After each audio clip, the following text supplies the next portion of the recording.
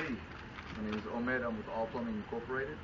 Today we're trying to figure out where this gas leak is coming from inside this building, the Childtime Learning Center. So first of all, what I did is I took off the gas meter, and I also took off the connection for the gas meter, and I'm going to install a gauge, and then I'm going to pressure test the line.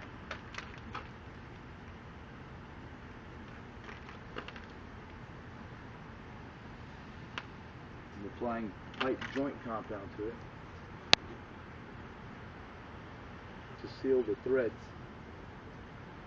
so it won't leak.